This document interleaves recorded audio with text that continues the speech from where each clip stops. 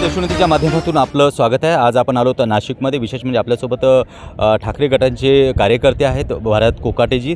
Sir, तुम्हाला काय वाटतं या ठिकाणची परिस्थिती जी आहे, येणाऱ्या 20 तारखेला या ठिकाणी निवडणूक आहे, अतिशय वेळ खूप कमी राहिला आहे आणि हे पक्षफुटीच्या राजकारणानंतर शिंदे गटाची पहिली निवडणूक आहे, ठाकरे गटांची पण पहिली निवडणूक आहे।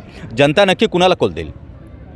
पक्षफुटी विषयी जर बोलायचं असेल तर पक्ष फुटला ते फक्त नेते लोक गेले।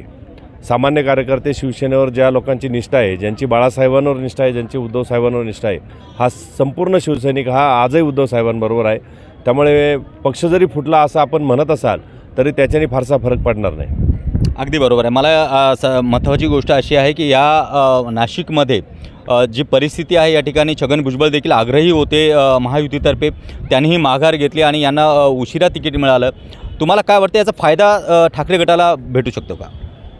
ठाकरे गटाच्या विषयी जर बोलायचं झालं तर भुजबळ साहेबांनी माघार घेतली, ते अतिशय उत्कृष्ट असं त्यांनी सर्वे केला आणि त्याच्यातून त्यांच्या लक्षात आलं की आता उशीर झाला आहे, निवडणूक जिंकणं अवघड आहे आणि गेला 1 महिना सव्वा महिना आम्हाला जो प्रचार करण्यासाठी मिळाला आहे तो निश्चितच फायदेशीर ठरला आहे आणि त्यांच्या महायुतीच्या भांडणामध्ये त्यांना उमेदवार निश्चित करता आला नाही, त्याचा आम्हाला 100% फायदा होणार। या ठिकाणी तिरंगी लढत जरी असेल, या ठिकाणी आपण पाहतोय की अपक्षामधून देखील गगनगिरी महाराज या ठिकाणी उभे आहेत आणि आपण पाहतोय या ठिकाणी हे कॉलेजचे विद्यार्थी आहेत। या ठिकाणी या पद्धतीने ह्या ठिकाणचं वातावरण आहे। अतिशय राजाभाऊ वाजे यांना भेटण्यासाठी या ठिकाणचे विद्यार्थी पण या ठिकाणी आलेले आहेत, आपण पाहतोय।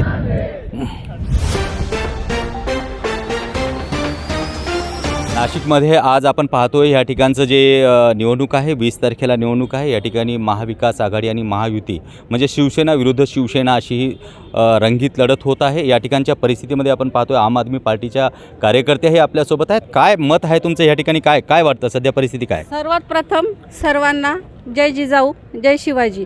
मी आम आदमी पार्टीतर्फे महिला आघाडी श्रीमती मंजुषा मितेश जगताप।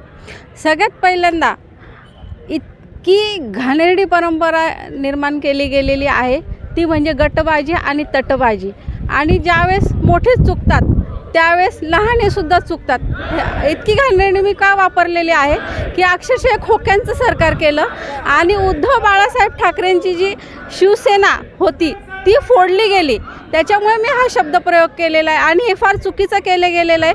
पण मी एक सत्य सांगते, जे सत्य आहे ते सत्यच राहणार आहे आणि आमच्या आघाडीचं जे सरकार आहे उद्धव बाळासाहेब ठाकरेंचं हेच विजयी होणार आहे आणि ज्याचं जे आहे ते त्याला मिळाल्याशिवाय राहणार नाही। मी हे निश्चितपणे आणि ठामपणे सांगते। धन्यवाद। जय हिंद, जय महाराष्ट्र।